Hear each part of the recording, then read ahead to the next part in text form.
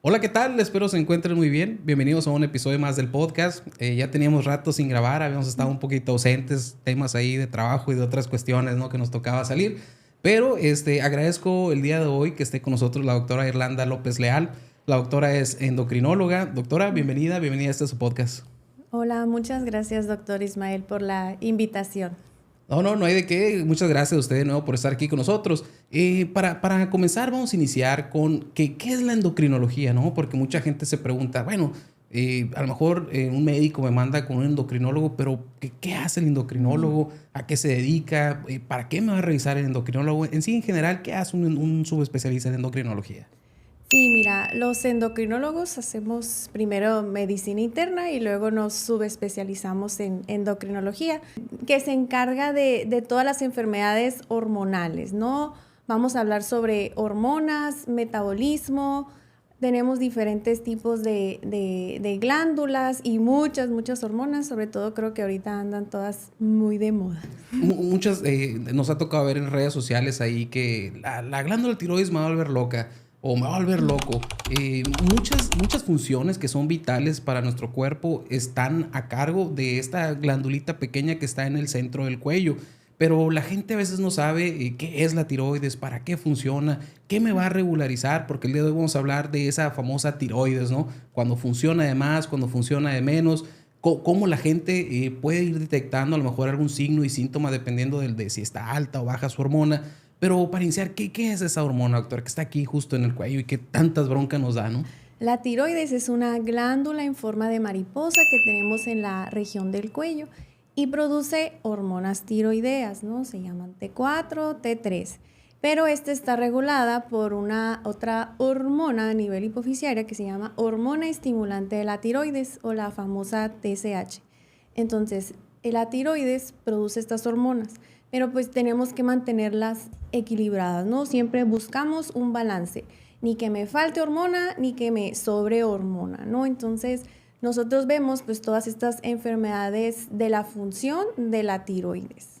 Sí, a mí me ha tocado viendo la parte que a mí me corresponde, por ejemplo, en urgencias, que llegan a lo mejor con signos y síntomas raros, diferentes, que a lo mejor nosotros pensamos inicialmente en que es algo a lo mejor relacionado con el corazón o que es a lo mejor un padecimiento de la piel o qué tantas cosas puede regular esta hormona, la hormona tiroides, o la hormona tiroidea, que puede afectar a cualquier parte del cuerpo o muchas funciones de los órganos del cuerpo, ¿no? Sí, de hecho, pues las hormonas tiroideas regulan toda la energía del cuerpo y tienen que ver desde la concentración, la retención de líquidos, regulan la presión, el corazón, el intestino, los músculos. Por eso, cuando faltan o sobra, pues tenemos síntomas que son muy inespecíficos y que llegan a afectar pues muchos sistemas, ¿no? Sí. Sí, nos llega a lo mejor gente que trae antecedentes de depresión, de ansiedad, de palpitaciones, de taquicardias. A lo mejor la gente que llega muy sudorosa al hospital y que no sabe qué es. Nosotros comenzamos a lo mejor en urgencias y revisamos y, oye, ¿sabes qué? Pues parece que trae una taquicardia. A lo mejor tiene alguna alteración la hormona tiroidea en el corazón, por ejemplo. ¿Qué nos afectaría, no? Que funcionara de más o funcionara de menos. Sí, claro, cuando hay un exceso de hormona tiroidea va a haber un aumento de la presión, aumento del ritmo cardíaco, puede haber insuficiencia cardíaca, puede haber hasta derrames pleurales y en el hipotiroidismo igual suele haber también hipertensión, pero aquí hay más como bradicardia, arritmias, o sea, tanto que falte o los excesos pues son muy malos para el cuerpo. Sí, aquí hay alteraciones. Bueno, la tiroides puede tener varias alteraciones, no nada más que funcione de más o funcione de menos. Ujú. Pueden salir nódulos, pueden salir a lo mejor tumores ahí en la glándula como tal. Pero vamos a centrarnos en dos diagnósticos que son de los más comunes, que es Ujú. el hiper y el hipotiroidismo. Yo creo que es un Sí. poco más Ujú. común el hipotiroidismo. ¿Qué es el hipotiroidismo? ¿Cómo se detecta? ¿Cómo la gente va a tener signos y síntomas? ¿O cómo se acercan con usted a la consulta para decir, doctora, no me siento bien, me mandaron con usted porque tengo a lo mejor estos síntomas? ¿Cómo va guiando su diagnóstico para el hipotiroidismo? Sí. Iniciamos con la definición que significa baja producción de hormonas tiroideas, o sea, me falta hormona de tiroides. El diagnóstico pues depende de la clínica, ¿no? La clínica son los síntomas. Vamos de arriba abajo. Generalmente hay cabello débil, uñas quebradizas, puede haber ansiedad, puede haber depresión, hay gran retención de líquidos, los párpados inflamados, hinchados, la lengua gruesa, la voz puede llegar a cambiar y volverse más grave. A nivel del cuello puede notarse un aumento de volumen asociado a bocio en algunos casos, no necesariamente todos. Puede haber alteraciones de la presión, alteraciones del colesterol también están asociadas, mucho cansancio, debilidad, retención de líquidos y también también se asocia famosamente con el aumento de peso, ¿no?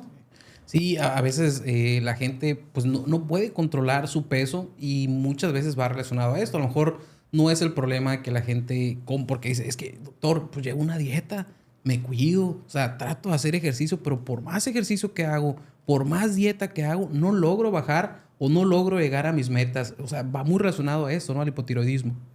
Sí, pero tampoco es de extremo, ¿no? O sea, usualmente es más asociado a la retención de líquidos y quizás si se tardó mucho el diagnóstico en llegar, pues sí pueden incrementar el peso, pero tampoco es como que 30 kilos, así, no tanto. Sí, para que tampoco Puede se haber pase, ¿no? muchos factores, sí, Sí. puede haber muchos factores asociados, ¿no? No solo el hipotiroidismo, la mejora de resistencia a la insulina o hay algo más, ¿no? Está en la perimenopausia, no sé, y eso todavía aumenta más lo de la subida de peso. Sí, y a veces pues no nada más echarle la culpa al hipotiroidismo, ¿no? Como comentas, Sí, digo, también hay que hacer actividad física, así es un es. conjunto de cosas, ¿no? Que al fin y al cabo nos puede generar la enfermedad.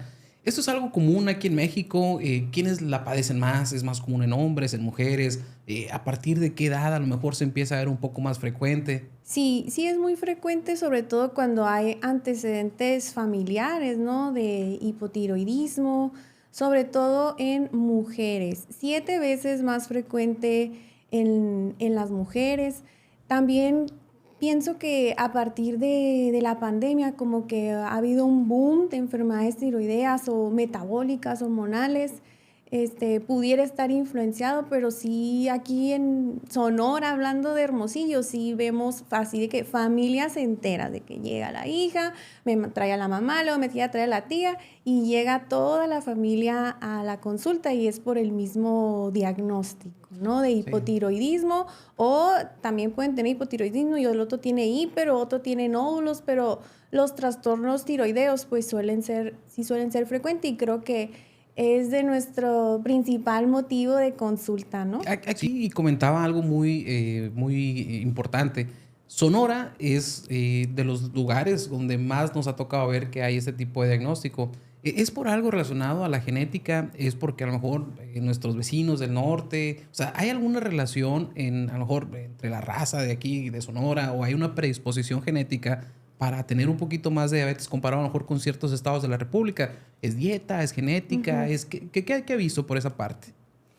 A ciencia cierta no lo sé, pero yo tengo mis ideas, ¿no? O sea, yo pienso que hay mucha enfermedad autoinmune aquí en Sonora, quizás por quienes vinieron antes de nosotros, ¿no? Y eso nos han heredado. Aparte, no sé si cuestiones ambientales, ¿no? De el agua, los metales. Obviamente la vida de antes a hoy pues ha cambiado bastante, ¿no? Y estamos también cerca de muchos disruptores hormonales, ¿no? Que pudieran estar afectando quizás a la tiroides o a otras hormonas, ¿no? Pero confirmado no lo sé, pero sí sé que hay bastante. Sí. Y otra cosa que comentaba, si mi mamá, si mi papá tuvo problemas de tiroides, ¿hay algún porcentaje de que yo tenga ese mayor riesgo de tener la enfermedad o no va tan ligado a la genética? No recuerdo el número como que exacto, Ujú. pero sí hay mayor riesgo y me faltó mencionar como las etapas, ¿no? También mujeres jóvenes en edad reproductiva, en el posparto también muchas veces se detona este problema y en la menopausia, en la perimenopausia, como que en los cambios de vida de la mujer es donde, ¡pum!, algo sucede, siempre hay como un factor desencadenante, ¿no? No es como que, me dio y ya, no, a veces se asocia no sé, se estresaron por algo, alguna enfermedad, alguna infección y ¡pum! Hipotiroidismo o hipertiroidismo, ¿no? Pero sí. Sí, fíjate, y eso también que comentabas nos pasa muy, muy frecuente. Como testimonio, como anécdota, mi esposa tiene problemas o tuvo problemas de tiroides en el embarazo. O sea, Sí, toda su vida nunca había tenido ningún problema. ok. Llega el embarazo y empieza a haber alteraciones de la hormona tiroidea. Es Ujú. por estos cambios a lo mejor que hay a lo mejor en el periodo maternal, ¿no? Sí, sí, o sea, sí tiene mucho que ver y aparte, bueno, hay algo que se llama hipotiroidismo subclínico del embarazo, ¿no? También es muy frecuente. ¿Por qué? Porque la tiroides normal necesita trabajar un 30% extra cuando hay un bebé, ¿no? Porque necesitamos pasarle a nuestro bebé nuestras hormonas tiroideas. No, mis respetos, la verdad, para la mujer, porque, híjole, son muchos los cambios que tienen en el embarazo, en la Sí. menopausia. O sea, el hombre tiene algunos cambios por ahí, pero la mujer, mis respetos, que sí, o sea, les pega y les pega fuerte, ¿no? A tal grado, inclusive, que pueden perder a un bebé, a lo mejor cuando están embarazadas y si no se han dado cuenta y no se hacen una prueba para tiroides, o sea, esto puede generar un aborto, ¿no? Sí, claro, mujeres que tanto que busquen fertilidad, previamente hay que hacer un perfil tiroideo o quienes ya están embarazadas primer trimestre, un perfil tiroideo nunca está de más. El no tratarse pues puede llevar, como mencionó, pues al riesgo de abortos o partos prematuros, restricciones del crecimiento del bebé. Entonces, aparte para la mamá también puede haber problemas, ¿no? Entonces, siempre la prevención y la vigilancia estrecha. Sí, aquí nos iríamos a lo mejor para los métodos diagnósticos. ¿Cómo podemos diagnosticar o cómo diagnostican ustedes Ujú. como especialistas o subespecialistas el problema hablando del hipotiroidismo? ¿Cómo lo hacen? ¿Cómo se hace para que la gente lo sepa? Sí, pues primeramente los síntomas, ¿no? Bueno, los antecedentes familiares, síntomas, y se debe hacer en base a un laboratorio, ¿sí? Nosotros nos basamos en laboratorios, debemos de medir el perfil tiroideo, que incluya la TSH, la T4 libre. En algunos casos también pedimos anticuerpos antitiroideos. ¿Por qué? Porque la principal causa de hipotiroidismo es la tiroiditis de Hashimoto, que es una enfermedad autoinmune. Entonces, desde antes estar revisando esa parte para ver si mi causa de hipotiroidismo es autoinmune o no, ¿verdad? Y pues sobre todo eso, ¿no? O sea, como que el perfil tiroideo y vamos a encontrar pues ya nuestra TSH muy alta y la T4 baja, ¿no? Habitualmente. ¿Ok? Es algo que no duele, ¿no? El ir a tomarse una muestra sanguínea al laboratorio. Muchas veces y tienen miedo y me ha tocado mucha gente que dice, no, es que la verdad no voy a revisarme porque me da miedo que me salga algo. O sea, ahí estamos mal, ¿no? O sea, debemos de saber Claro. que si tenemos una enfermedad, se tiene que diagnosticar a tiempo, iniciar tratamiento oportuno, porque luego vienen las complicaciones y la gente pues va cuando ya es muy o demasiado tarde y ya a veces no podemos hacer nada por ellos, ¿no? ¿Hay algún método diferente, aparte de la sangre, para diagnosticarlo, aparte de la clínica, o solamente es laboratorio y clínica?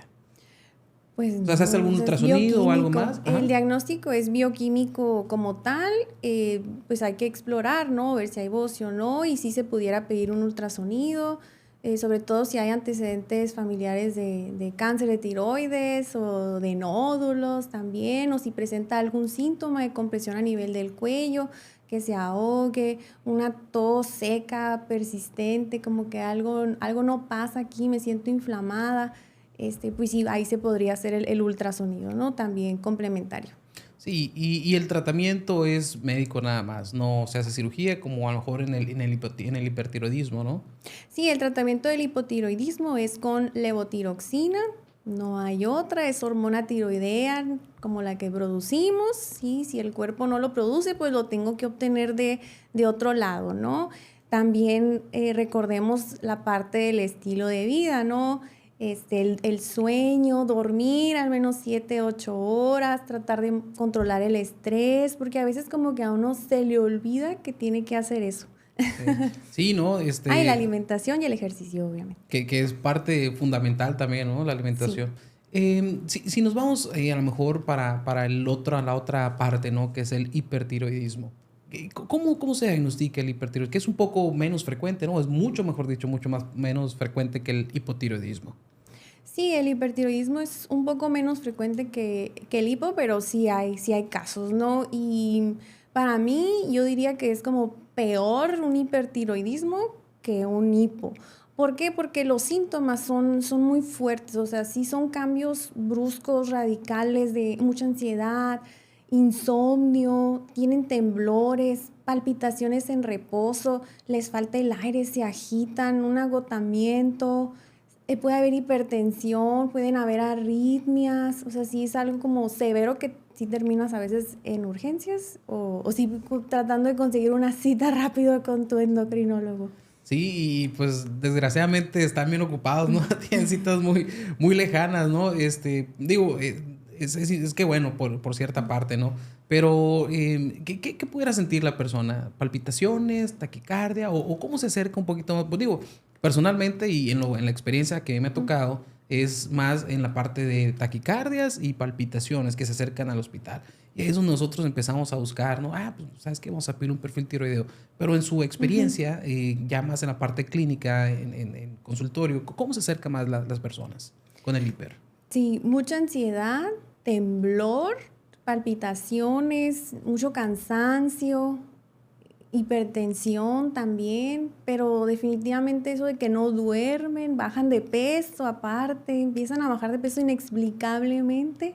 Calor, sienten calor, así como algo por dentro de que es que tengo mucho calor. Y ahí es igual, el diagnóstico se realiza por medio de laboratorios o cambia, es diferente. Sí, el diagnóstico es nuevamente con análisis de sangre, bioquímico. Acá pues vamos a encontrar lo contrario, vamos a tener la TSH muy baja y la T4 libre pues elevada, ¿no?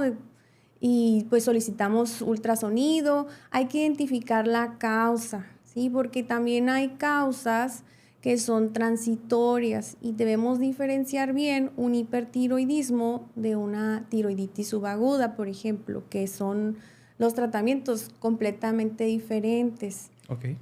La tiroiditis subaguda suele ser relacionada al antecedente de alguna infección o infección viral.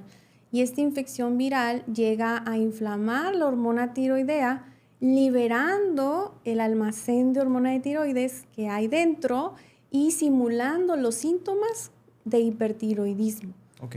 ¿Sí?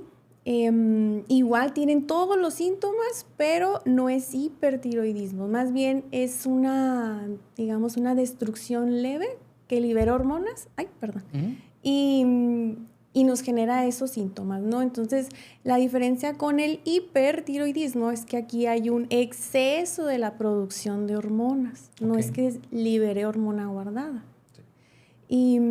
Y eso sí me ha pasado muy frecuentemente porque eh, no se necesita el tiamazol como tal, ¿no? Es más bien como que tratar los síntomas y ver la evolución del paciente, ¿no? A lo largo de los meses. Generalmente las tiroiditis subagudas se autolimitan, o sea, se curan solitas. Pueden llegar a pasar por fases, pero se curan solas. Y el hipertiroidismo no. El hipertiroidismo sí requiere pues ya de tratamiento como el tiamazol, pero de igual forma hay que identificar la causa, ¿sí?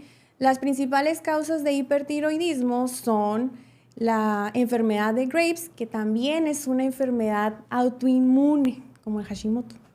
Y las otras son el adenoma tóxico o el bocio nodular tóxico, ¿no? Que estos son generalmente tumorcitos dentro de la tiroides, que son los que están produciendo hormona tiroidea de más.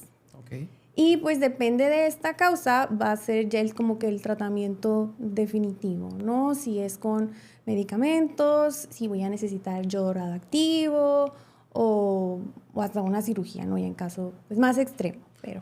Sí, sí, ahí me ha tocado verlos, ¿no? En urgencias que les dan el diagnóstico y muchas veces les da miedo pasar, a lo mejor que les den yodo radioactivo. ¿Hay algún riesgo para la persona o cuáles son los cuidados que debiera tener una persona después de la aplicación de yodo, ¿no? Sí, el yodo radioactivo pues se da de manera hospitalaria. Sí hay que tener ciertos cuidados, no se debe dar obviamente en embarazadas, que no haya niños cerca, al menos unos días, ¿no? Unas horas. Puede haber complicaciones como inflamación, cialoadenitis, inflamación de las glándulas Ujú. salivales, cansancio, pero usualmente se elimina del cuerpo, ¿sí? Todo lo eliminamos por la orina. Entonces, mucha hidratación posterior y a lo mejor aislamiento un ratito, ¿no? Pero ya. Y en algunos casos se suele aconsejar la cirugía, ¿no? Cirugía de tiroides. Se puede operar también para el hipertiroidismo. Sí, pero a lo mejor en casos muy extremos y en sospecha también de a lo mejor un nódulo maligno y siempre y cuando el paciente esté controlado antes de la cirugía, ¿verdad? No lo vamos a meter así todo descontrolado. Sí, sí. Y una de las preguntas que me llegan por ahí es, ¿cómo hacen o cómo ustedes trabajan en conjunto con otros especialistas, a lo mejor con el cirujano oncólogo? ¿Quién trata qué cosa? Si el endocrinólogo trata los nódulos tiroideos o cuándo se los pasa al cirujano, cuándo, o primero es con ustedes y después con el cirujano oncólogo, o cómo va el tratamiento ahí, porque una cosa es la clínica, otra es la cirugía, ¿no? En Sí, caso, hablando de claro. nódulos. Pues habitualmente llegan referidos del internista o acuden con nosotros, ¿no? Por un nódulo, se revisan las características en el ultrasonido, se evalúa, tenemos una clasificación que se llama T-RADS y en base a eso pues vemos el tamaño, la composición, o sea, el color que se ve, si es sólido, si es líquido, si es mixto, si tiene calcificaciones, si es más ancho que alto, o sea, ahí como que ya está estandarizado. Sí. Y en base a eso se clasifican del 1 al 5, entre mayor número, más datos de sospecha, pero pues igual va a depender el tamaño y depende de eso, pues ya vemos si se envía a una biopsia o si solamente vigilancia, ¿no? Si ya la biopsia pues sale negativa, perdón, si sale positiva a cáncer, por ejemplo, o que es un nódulo muy grande, que tiene síntomas de compresión, como que le está estorbando mucho, ahí es cuando ya se refiere al cirujano para que ellos pues nos ayuden a hacer pues lo necesario, ¿verdad? Nosotros, si los endocrinólogos no operamos, porque ya me han llegado a preguntar, no, nosotros no operamos, solo consultamos y obviamente pues lo referimos a los cirujanos oncólogos, especialistas en cuello y ellos pues operan y listo. Sí, y es que es bien importante el trabajo multidisciplinario, ¿no? Claro. A veces, y lo que comentábamos hace ratito, es que muchos médicos se quedan con ciertos pacientes por no derivarlos, ¿no? Por no quitarse esa consulta. Pero al fin y al cabo, lo que queremos con médicos éticos, pues es que se trabaje en conjunto con los demás, porque al final lo que nos importa, pues es el paciente, que al paciente le vaya bien. Queremos que el paciente se llegue a curar si es que hay una probabilidad de que pueda tratarse, porque muchas veces, pues ya como lo comentamos, pueden llegar muy complicados y es muy difícil el tratamiento e inclusive a veces no hay nada más que darlo, o sea, es ya métodos paliativos a lo mejor. Le ha tocado a lo mejor en un caso así catastrófico, un caso que le haya llamado la atención durante su carrera de hipertiroidismo, que no hayan pensado por eso primero y que después de ciertas cosas se haya acercado al diagnóstico o que haya llegado por algo bien raro, muy extremo. Le ha tocado algo así en la consulta, que me ha visto muchos, ¿no? Fíjate que cuando yo era residente de medicina interna en Obregón, estaba rotando por cardio y casualmente llegó un paciente con derrame pericárdico. Okay. Y la causa había sido hipotiroidismo. ¡Ah! Y yo, wow. Sí, o sea, ¿cómo, no? ¿Cómo llegó a ese extremo, no? Y pues viendo al paciente, o sea, tenía toda la cara, pues, de hinchado, cansado, o sea, toda la clínica, pero nunca llegó a manos adecuadas o no llegó a hacerse el diagnóstico hasta ese extremo, ¿no? Y ahí, pues, levotiroxina. Sí, de hecho lo que se quiere es eso, ¿no? Esta información va para gente que a lo mejor está bajo el padecimiento de hipohipertiroidismo, pero también va para otros médicos, a lo mejor hay médicos que no tienen el conocimiento que tiene usted como endocrinóloga. Es lo que comentábamos, cada uno tiene un rol indispensable o diferente en el paciente, el cardiólogo, el corazón, nefrólogo, el riñón, etcétera, ¿no? Pero a lo mejor esto puede irse para un familiar que tenga algunos de los médicos especialistas o médicos que están en formación, médicos estudiantes, médicos pasantes del servicio social o médicos residentes, ¿no? ¿Qué le pudiera dar o decir a estos médicos en formación para que no se les vaya un diagnóstico como tal. O sea, que a veces es muy, muy obvio cuando se ve al paciente, pero a veces no sé, porque no quieren o porque no saben. ¿Qué le pudiera decir a esos médicos? Que escuchen a su paciente. Ténganles paciencia, pero escuchándolos uno aprende bastante. Y no dejarlos. Si no saben, no pasa nada. Soliciten estudios o derívenlo con alguien más. No todos sabemos todo, yo tampoco sé todo. Me gusta seguir aprendiendo y cuando yo no sé, pues refiero o platico con mis colegas, ¿no? Pero pues no lo sabemos todos y todos somos humanos. Claro, y otra cosa es que la medicina va cambiando día a día. Claro. Toda la tecnología va avanzando demasiado. Lo que a lo mejor hoy funciona, el día de mañana deja de funcionar. Por ejemplo, nimesulide, medicamento que se utilizaba mucho, llega un tiempo en el que dicen, ¿sabes qué? Este medicamento no funciona. Y lo sacan de venta, ¿no? O sea, y puede que saquen otro medicamento, a lo mejor el día de mañana para tiroides. Pero algo importante es no automedicarse. Ahorita mencionaba que la levotiroxina es el tratamiento para el hipotiroidismo, pero muchas veces la comadre le hace caso a su vecina, que a lo mejor tiene el mismo padecimiento, y le dice, no, es que me dan esta tableta de 100 miligramos. No, es que me dan 75. No, dice la vecina, creo que 100 es mucho, me voy a tomar la que tú te tomas. O sea, no automedicarse, no cambiarse la dosis del tratamiento, sino apegarse a lo que le dice su médico, ¿no? Porque va a depender mucho la dosis y por cuánto tiempo va a ser este tratamiento, que no es de un mes, ¿no? Sí, claro. Y otra cosa respecto a la levotiroxina, creo que hay que resaltar, pues es que es una hormona es un medicamento, un fármaco que es muy celoso, ¿sí? O sea, tiene su forma de tomarse, ¿no? De tomarse en la mañana, en ayuno, el estómago vacío, con un trago de agua, poquita agua. Idealmente esperar más de una hora para desayunar, tomar cualquier otro medicamento. Ese es de la levotiroxina de tableta. Y hay una nueva levotiroxina que es levotiroxina líquida, es la cual no se requiere como tal el ayuno, ¿no? O no hay que esperar tanto tiempo para desayunar o otros medicamentos. Sí, lo que Seguimos comentábamos, va ¿no? avanzando. Exacto. Esa bendita tecnología que ha venido a funcionar y a hacerle la vida un poquito más fácil al Ujú. paciente, ¿no? La gente que quisiera atenderse con la doctora Irlanda López, ¿en dónde la pueden localizar? Sé que tiene mucho trabajo, es muy buena en su trabajo, que eso es importante, Gracias. pero ¿dónde la pueden localizar? Yo estoy ubicada en Sonora Clinical Care, que está por Zaguaripa y Colosio. Ahí es donde está mi consultorio particular. Ok, igual van a estar ahí apareciendo las redes de la doctora. ¿Algo más, doctora, que nos quisiera comentar acerca de la tiroides para finalizar? ¿O algo de su experiencia que nos quisiera dejar acá en este podcast? Quería mencionar algo del equipo multidisciplinario, Ajá. sí, o sea, los médicos pues no lo sabemos todo. Yo siempre me acompaño o guío a mis pacientes con nutriólogas, con fisioterapeutas, con psicólogos o psiquiatras, ¿no? Ginecólogas también, o sea, el chiste es trabajar de la mano con otras especialidades, ¿no? Porque entre más doctores te ven, creo que es como te va mejor, ¿no? Tienes un tratamiento mucho mejor y se sienten escuchados, entonces sí busquen como un acompañamiento, ¿no? Así.